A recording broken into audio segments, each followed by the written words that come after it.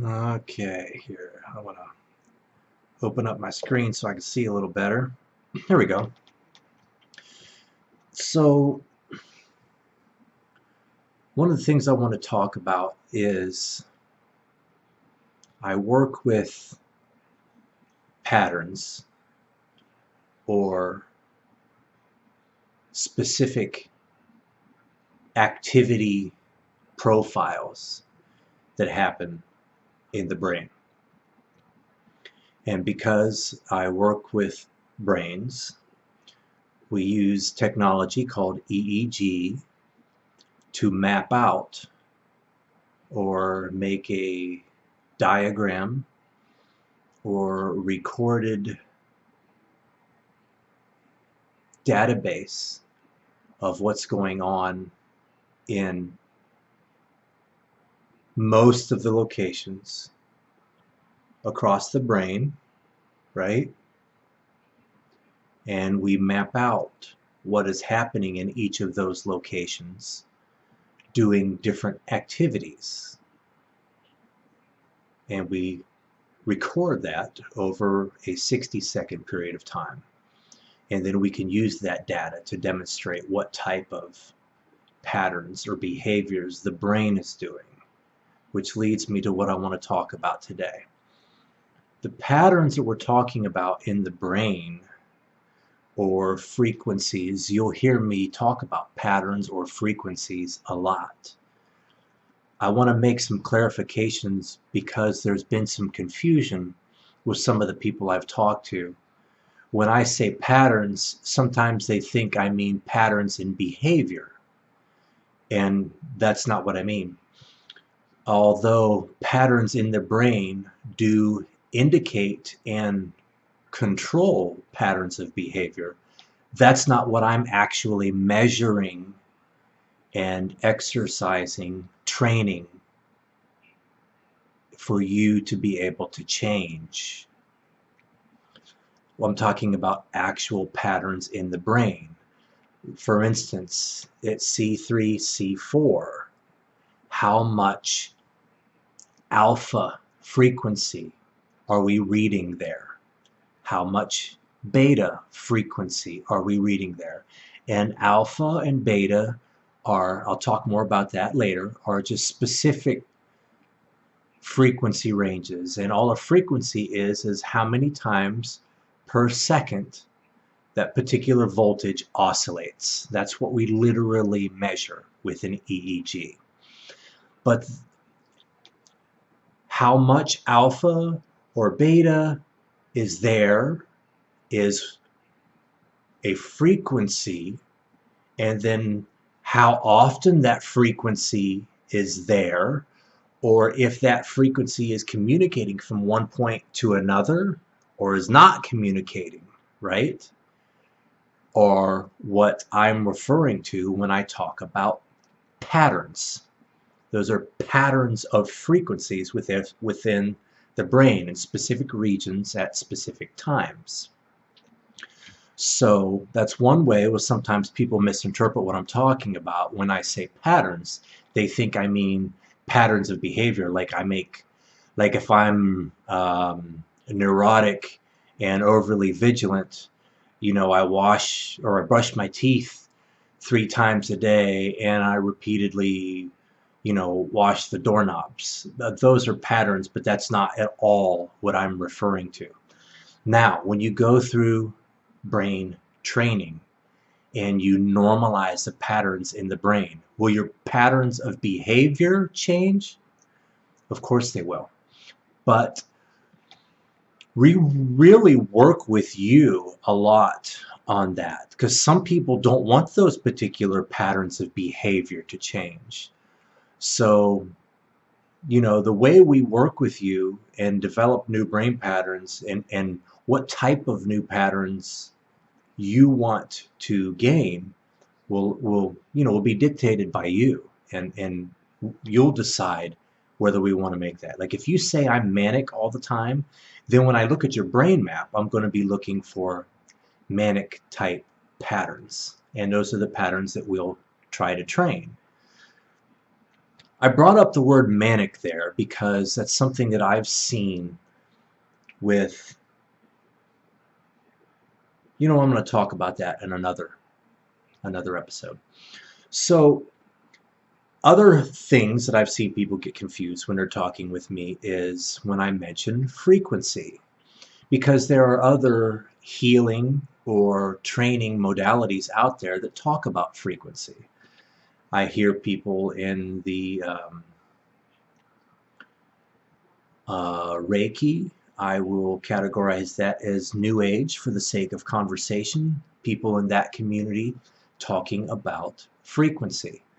People are using Rife machine or the Hilda Clark zapper or pulsed electromagnetic frequency generators. All of those have protocols that are based on frequency. There's other devices as well. There's actually some really cool stuff coming out this year that I'm aware of that is frequency based. And that is based on two basic concepts. Number one is reinforcing healthy frequencies. Like there are particular frequencies that healthy cells within the body resonate at. And so they'll try to amplify or resonate with those frequencies to encourage health. The other approach is to find the frequency that pathogens resonate at and to amplify that pathogen, that frequency of that pathogen, to the point that the pathogen actually bursts or ruptures. It's the exact same idea of the opera singer into a crystal glass. They resonate at the same frequency of the glass, and that makes the frequency oscillate, and the harmonic frequencies begin to oscillate to the point that the glass shatters. Well, the same thing happens with microscopic organisms or pathogens. In either case, when I talk about frequency in brain training, I'm not talking about either of those. Though those are interesting and helpful modalities that I do with some of my clients. That is not what I'm generally talking about, and I would specify if I was, when I'm talking about brain training and frequencies. I just mentioned earlier, I will mention again, when I talk about frequencies in the brain, I'm talking about a specific frequency. Let's say alpha. Some people argue about what the range of alpha frequency is, but for the sake of this conversation, we can usually say that's between 10 and 15 hertz. Some people will break alpha into high or low, but none of that's important for the sake of our conversation. When I say frequency, I'm talking about oscillations per second being generated in the brain. That is a specific frequency, and that is something that we specifically train.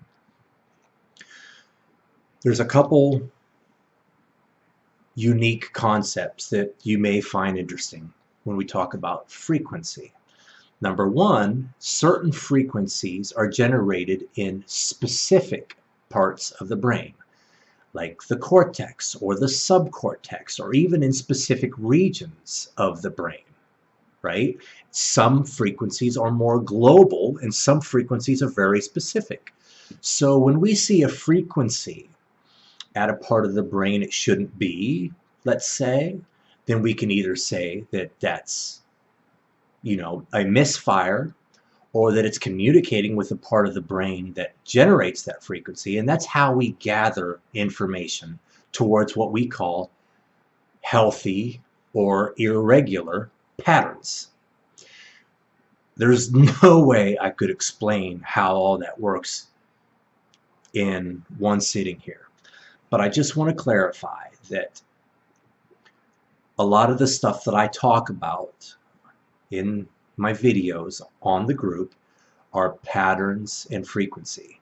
And there are lots of other healing modalities that I support. I'm not saying, don't mishear me, I'm not saying that any of those healing modalities are wrong or that we shouldn't do them. In fact, I do myself and teach my clients to do many of those modalities that work around frequency and patterns within the body.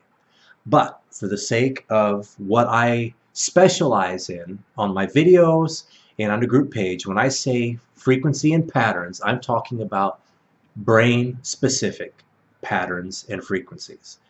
And though we're talking about measurable patterns and measurable frequencies in the brain, those absolutely change the patterns and frequencies of other cells and activities within the body that are measurable as well. The HeartMath Institute has done some awesome research reading the heart frequencies with an EKG and the brain frequencies at the same time with an EEG and how those interact and relate to each other. I'll do videos on that later.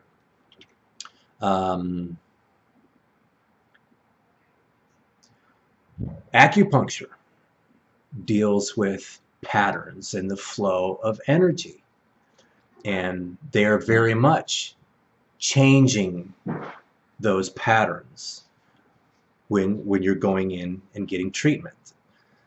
I just want to say that there are many other modalities that work with patterns. That's not what I'm talking about here. This is a specific form of training or treatment, if you will, and I just feel the need to clarify, because sometimes people are like, oh yeah, I do frequency training, and I'm not belittling that in any way. I just want to say that most of the time when people say that, they're actually talking about something else, something different than what I'm talking about at this time.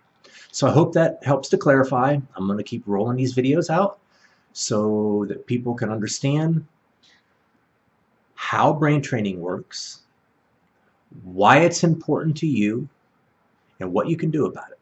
I look forward to seeing you in the next video. Have a great day.